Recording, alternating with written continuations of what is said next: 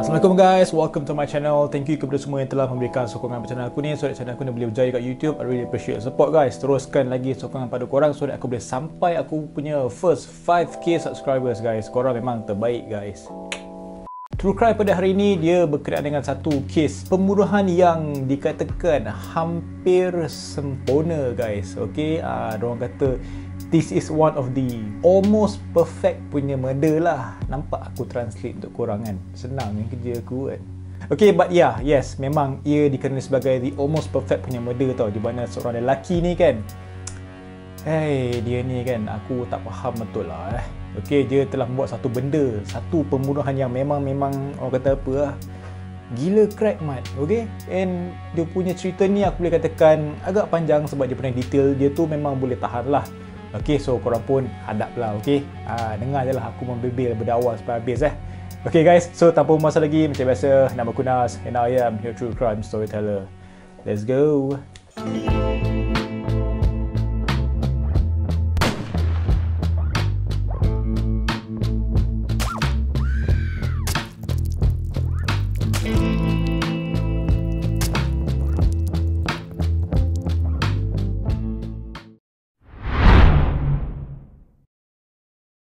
So, kisah ni dia menceritakan tentang seorang lelaki tau.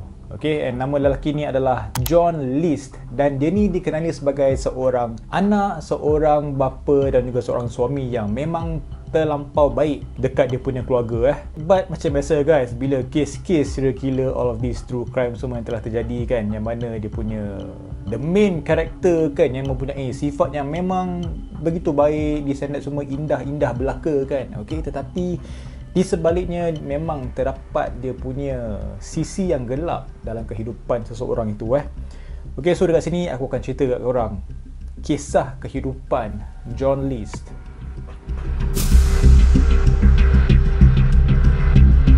Selepas John List telah tamat dia punya pengajian dekat college dia kan, dia telah mula berkenalan dengan seorang janda tau. Okay, dan nama janda itu adalah Helen. So macam biasa, bila dah kenal semua, mereka pun terus bersama lah. Okay, dan tak lama selepas perkenalan mereka itu, Helen dia mendakwa bahawa dia telah menghamilkan anak John. John pun macam okey lah, dapat good news lah kan. Okay, sebab dia mengandung kan. Okay, dan satu lagi benda berkenaan dengan si John List ni kan, dia ni adalah seorang yang beragama Kristian, tetapi dia mengikuti mazhab yang dikenali sebagai mazhab Lutheran tau. Okay, dia berlandaskan ikutan daripada Martin Luther pada satu ketika dahulu lah. Okay, so tak apa, itu tolak ke tepi. Okay, selepas dia telah mendapat tahu yang si Helen ni mengandung anak mereka itu, John dia telah membuat keputusan untuk berkahwin bersama Helen.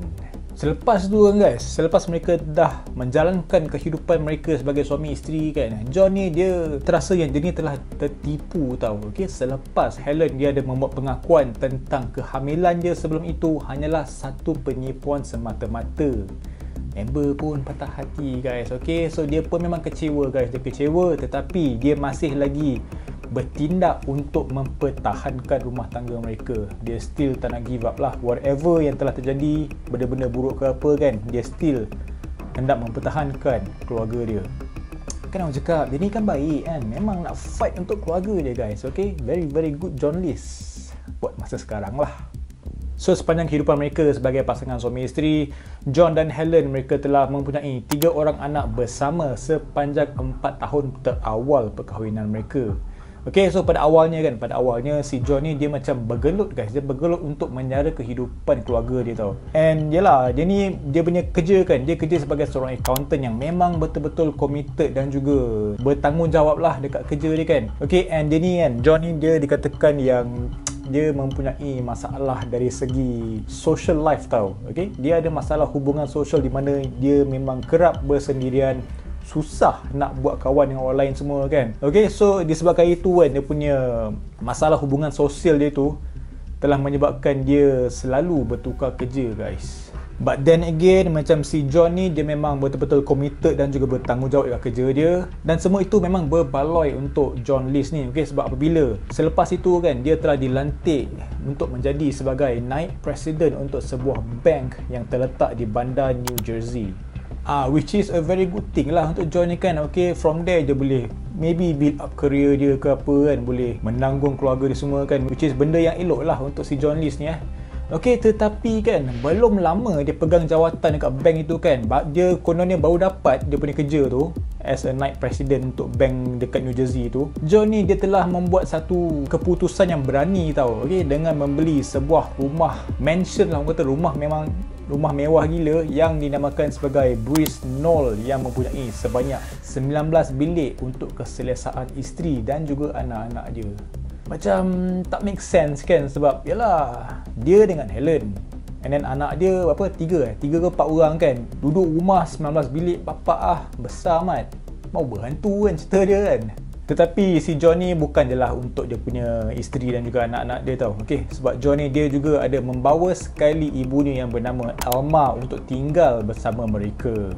But tak lama kemudian kan guys, sedikit demi sedikit kesusahan telah melanda dekat hidup si John List ni tau. Okey, sebab apa yang terjadi kat John is apabila dia telah dipecat daripada bank tempat dia kerja tu, biarpun dia baru sahaja bekerja tak sampai setahun guys. Pisang mat, baru beberapa bulan, tak sampai setahun dari night president dah kena pecat. Pisang member kuasa kan. Okay, so dia time tu kan dia rasa memang begitu malu tau. Okay, begitu malu dan juga stres lah cerita dia kan. And because of that, dia membuat keputusan untuk merahsiakan tentang dia punya pemecatan daripada kerja dia tau. Okay, dia tak bagi tahu dekat keluarga dia yang dia dah kena pecat daripada bank dekat New Jersey tu.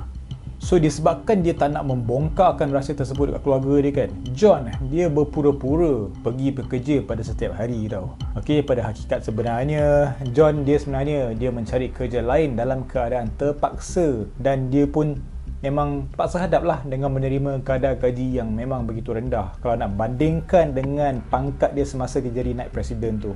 So bila dia dapat kerja dia kan, dia kerja, pam dia kena pecat, dia kerja, pam dia kena pecat. So itulah basically kitaran hidup ataupun rutin hidup John List untuk satu tempoh yang lama guys. Memang agak kesian, memang menjadikan, tapi itulah kesusahan yang telah melanda dalam hidup John List.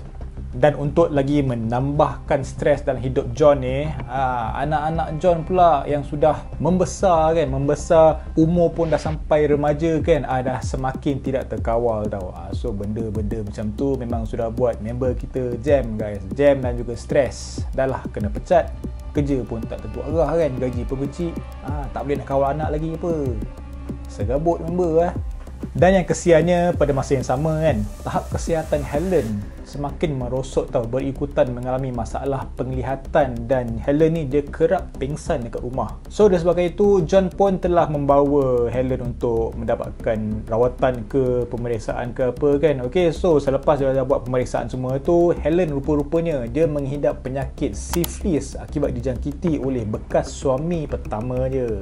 So disebabkan itu kan, situasi kewangan John pada time tu memang dah makin teruk, sampaikan dia terpaksa mengorek wang simpanan daripada ibu dia.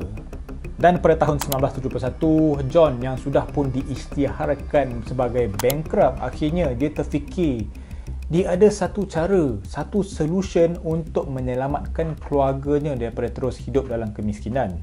So dekat sini, apa korang rasa dia akan buat apa solution yang dia terfikir ataupun jumpa untuk menyelamatkan keluarga dia? Adakah, tak tahulah, mungkin dia buka bisnes ke, nak buka bisnes pun dah tak ada duit, betul lah, dah bankrupt kan, ataupun terpaksalah kerja 4-5 kerja dalam satu hari ke kalau dia mampu ke apa kan. So kita akan fikir macam benda macam tu lah, benda yang standard kan. Okay, tetapi kan bukan untuk si John List ni guys, sebab dia punya solution ni kan memang aku tak ada brain guys. Okey, kepada yang belum lagi pernah terdengar kisah ni ke apa kan, korang mungkin akan bapak biar betik kau ni kan. And kalau kepada sesiapa yang nak tahu cerita ni, memang korang tahulah apa dia akan buat kan. But bagi aku mental mat cara dia ni Okey, so apakah solution itu? Apakah keputusan muktamad yang hendak dilakukan oleh John List ni? Okey guys, so apa dia akan buat adalah dia mempunyai satu niat satu niat untuk menghantar ibu, isteri dan juga anak-anak dia ke syurga guys. Itu je yang dia boleh fikir time tu John, I don't know what to say lah John. So macam bapak mental gila kan, macam okey lah, kita tak tahu apa yang dia sedang lalui kan. Yelah, dia tengah kesusahan, dah diisytiharkan bankrupt bagai semua kan. But itulah kan, kita pun tak tahu kan. Okay, padahal boleh je minta tolong sesiapa kan. Memanglah dia ni ada masalah hubungan sosial ke apa, but at least mungkin ada sesiapa yang boleh bantu dia ke apa kan. But then again, dia telah memilih jalan ini guys. Jadi menjelang hari kejadian, okay, hari keramat lah, okay, dalam kisah ni John menjadikan Helen sebagai mangsa pertama dia guys, tidak lama selepas anak-anak mereka telah pergi ke sekolah. Dan apa yang telah dibuat oleh John adalah Helen, isteri dia guys, telah ditembak oleh John dengan pistol pada bahagian belakang kepala sewaktu dia sedang menghirup air kopi di dapur. Kopi, okay, cuak pula aku kan. Hey. Dan John kemudian selepas dia dah settle dia punya bini tu, dia naik ke tingkat atas pula untuk menembak Alma, iaitu ibu dia sendiri. Dan mangsa berikutnya pula adalah anak sulung John, iaitu Patricia yang berumur 16 tahun sahaja guys, yang ditembak sebaik sahaja dia pulang daripada sekolah. Dan sama juga untuk anak bongsu dia guys, yang bernama Frederick, berumur 13 tahun, yang menerima nasib yang sama seperti Patricia. Dan kemudian tak lama selepas itu, John dia seterusnya pergi ke sekolah untuk menyaksikan perlawanan bola sepak yang disertai oleh anak dia yang kedua, iaitu John Jr. yang berumur 15 tahun. So selepas sahaja settle perlawanan bola tersebut, John menjemput John Jr. untuk pulang bersama dia. Once mereka sampai dekat rumah sahaja, John terus menembak mati anak dia itu, John Jr. Aku just tak boleh nak fikir apa yang sedang melalui dalam kepala otak John List ni untuk tembak keluarga sendiri macam tu kan, dengan kering kan, main tembak dia, tak ada fikir apa.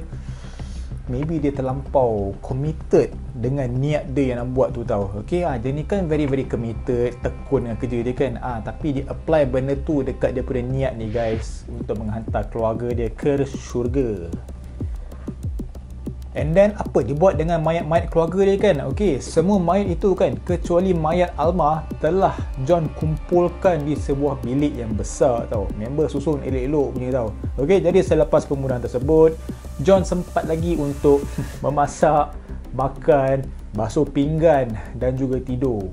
Member buat macam just an ordinary day, seperti hari biasa guys. So dekat situ dia menunjukkan yang segalanya sudah dirancang rapi oleh John. You sneaky mat, you sneaky musibat lah John. Aduh, hai, siut lah. John juga ada memberitahu cikgu di sekolah anak-anaknya bahawa mereka sekeluarga akan pergi ke North Carolina untuk menziarahi saudara mara yang uzur. Konon je lah. Okey, dan segala kiriman surat, langganan surat khabar dan juga perkhidmatan penghantaran susu juga telah diberhentikan dengan serta-merta.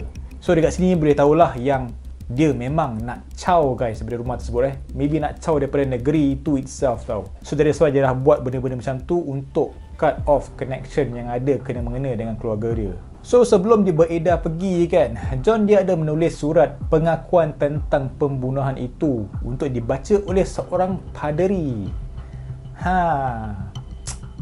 Yalah, mungkin yalah dia ni kan penganut mazhab Lutheran kan, mungkin dia nak bagi confession lah dekat paderi kan. Tapi dia tak nak jumpa si paderi tu, dia hanya menghantar surat kepada dia guys. So dekat rumah si John List ni, dia punya rumah mansion itu kan, aircon, lampu rumah dan juga muzik pengkebumian, semuanya disengajakan dipasang bagi memastikan seolah-olah rumah tersebut masih lagi berpenghuni. Kia, aircon, lampu, bagai semua kan, kalau dia nak buka air ke apa kan, tak nak padam ke apa, aku faham lah. Tapi muzik pengemubian dia memang betul-betul nak bagi vibe lah. Sebab dalam rumah tu kan ada mayat-mayat keluarga dia kan.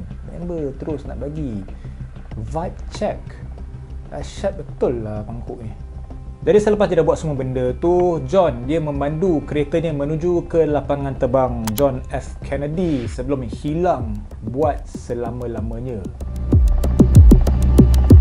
Dan satu lagi benda yang John sempat buat sebelum dia menghilangkan diri kan, dia ada memotong kesemua gambar wajahnya yang disimpan di dalam rumah untuk menyukarkan sebagai usaha pemburuannya pada kemudian hari. Asal je tak buang je gambar-gambar, bakar ke apa kan, kenapa je nak potong je? So dia macam nak still nak tinggalkan trail tau. So tak tahu sebab-sebab kenapa John buat benda-benda macam tu. Mungkin akan ada explanation dekat hujung video ni kan. Mungkin lah kan. Okay. Kemudian hanya selepas sebulan barulah kehilangan anak-anak John disedari oleh cikgu di sekolah mereka.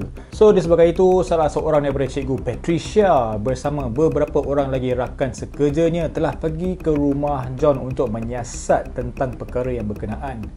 Of course lah, mesti diorang pelik kan. Okay, memanglah diorang pergi North Carolina untuk bercuti ke apa kan. Tetapi selepas sebulan kan, memang terdapat rasa macam something is fishy that is going on lah dengan keluarga si John ni. So once mereka dah sampai dekat rumah si John tu, mereka macam sibuk lah mengintai daripada luar rumah John kan. Jiran-jiran yang berdekatan pun terus menghubungi pihak polis sebab mereka pun rasa macam ada benda pelik yang telah berlaku tau dekat rumah John. Jadi apa yang berlaku selepas itu, pihak polis pun sampai dan mereka terus masuk ke rumah tersebut. Mereka buat semua siasatan, checking semua, pemeriksaan bagai. Mereka telah menemui mayat Alma, Helen, Patricia, John Jr. dan juga Frederick. Dan apa yang menyeramkan guys, okay, kalau aku jadi pihak polis pada time tu once aku masuk ke rumah John tu and menemui semua mayat kat rumah dia tu, mayat mereka semua kan ditemui dalam keadaan muzik pengkebumian dalam rumah mansion tersebut masih lagi bergema guys. Korang just bayangkan aku tak tahu sebenarnya lagu orang mati dah pasang macam mana kan. Okay, tapi bila kau masuk tiba-tiba dah macam soundtrack mat kan. Tengok mayat pun ada background music kan. Dahsyat betul lah. Memang beremang baik kalau aku jadi pihak polis Okay, silap-silap aku causin mat. Aku calo bete lah kan. Wih, menakutkan betul lah John List ni. Hey. Untuk bertahun-tahun pihak berkuasa berusaha keras untuk menyelesaikan kes ini, okey, tetapi mereka gagal guys sebab tak ada banyak petunjuk yang agak jelas yang membolehkan mereka untuk menyelesaikan kes ini tau. Tak ada bukti-bukti yang penting yang boleh menunjukkan yang yalah mereka boleh cari siapakah pembunuh keluarga John. Cuma terdapat salah satu petunjuk terakhir lah yang dimiliki oleh polis, iaitu jejak John yang berada di lapangan terbang selepas waktu kejadian tersebut. Okey, pihak polis memang kalau diorang buat siasatan memang very detail lah. Dia akan trace. Okey, of course lah dia dapat tahulah siapa dia punya suspect ke apa, and dia akan check lah sampai ke airport lah. Kalau dia pergi stesen bas, jadi check stesen bas semua kan. Okey, so mereka mencuba untuk menjejaki tempat-tempat yang telah John pergi tau. Cuma yang malangnya untuk pihak polis pada time tu tak ada sebarang rekod yang menunjukkan John telah pergi ke mana-mana lapangan terbang tau. Okey, dan lama-kelamaan kes John List ini telah menjadi semakin rumit sebab dah tak ada leads untuk mereka harapkan untuk menyelesaikan kes ini tau. Sehinggalah pada tahun 1981 terdapat satu maklumat yang terperinci tentang pembunuhan keluarga John telah disiarkan ke dalam rancangan America's Most Wanted. Sure korang tahu kan, okay, TV show America's Most Wanted ni memang dia akan menyiarkan lah tentang penyangak musibat ni semua kan. Okay, tiba-tiba maklumat tentang pembunuhan keluarga John List ni keluar, disiarkan dekat TV show tersebut tau. Dan pada time tu perancangan TV show itu kan, nama dia adalah John Walsh. John lagi banyak mat John cerita ni Okay, si John Walsh ni kan, dia memang begitu terkenal dengan dia punya semangat yang berkobar-kobar tau untuk mengheret penjenayah ke muka pengadilan. Member punya karakter memang kalau dia dapat tahu kan mangkuk ayun ni buat kan, dia memang nak bagi settle mat dekat orang tu Okay, so itulah karakter si John Walsh ni, which is memang berbeza lah daripada si John List ni Tetapi si John Walsh ni kan, pengacara TV show tu kan, dia sedar yang tak senang nak cari John List yang telah menghilangkan diri selama hampir 20 tahun guys. Lebih-lebih lagi bila fakta berkenaan dengan si John List ni semakin pudar, bukti pun kurang kan, so macam agak susah sikit lah untuk kerja-kerja pengecaman mereka tau.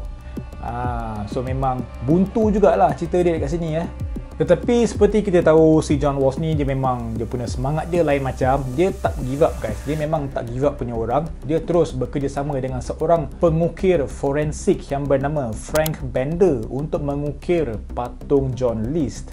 Dahsyat juga kan, dia boleh ukir muka kan. Okay, tetapi macam mana dia nak trace ataupun ukir patung tu muka macam si John List ni kan. Okay, so untuk mendapatkan gambaran wajah terkini si John List ni, John Walsh dan juga Frank, mereka telah dibantu lagi oleh seorang pakar psikologi forensik yang bernama Richard Walter. Dan salah satu cara yang digunakan Richard untuk menyelesaikan tugasan dia itu adalah dengan menggunakan gambar ibu bapa John List sebagai rujukan. Bijak juga kan si Richard ni kan. Tapi bila korang tengok gambar ukiran yang telah dilakukan oleh mereka semua kan, ukiran tu memang hampir serupa guys dengan muka John List ni Memang detail gila mat. Memang power lah si Richard dan juga si siapa entah nama pengukir tadi kan. Memang gempak mat kerja diorang Kemudian pada tarikh 21 Mei 1989, America's Most Wanted telah menyiarkan episod John List yang telah disaksikan seramai 22 juta orang penonton, termasuk seorang wanita yang bernama Wanda Flannery. Jadi sewaktu dia menonton rancangan tersebut kan, America's Most Wanted tu, Wanda ni dia mendapati karakter John List ni menyerupai bekas jirannya yang bernama Bob Clark. Bob Clark ini adalah seorang accountant yang memakai kaca mata, pakai spek juga, yang merupakan seorang penganut Lutheran. So bila Wanda tengok America's Most Wanted tu kan, somehow dia punya naluri tu semakin membuak-buak tau. Okay, selepas dia melihat ukiran patung John List di televisyen. Dia pun memang tak ada buang masa lah. Okay, si Wanda pun segera menelefon pihak berkuasa untuk menyalurkan maklumat tentang Bob Clark. So berdasarkan maklumat yang telah diberikan oleh Wanda tu, pihak polis hanya mengambil masa 11 hari sahaja untuk mengesan serta menangkap Bob Clark di Richmond, Virginia. Dan berdasarkan siasatan tersebut, ternyata guys, identiti Bob Clark tu yang bergelar suami orang itu adalah the one and only John List, our musibat friend guys. Member menyamar dari Bob Clark mat.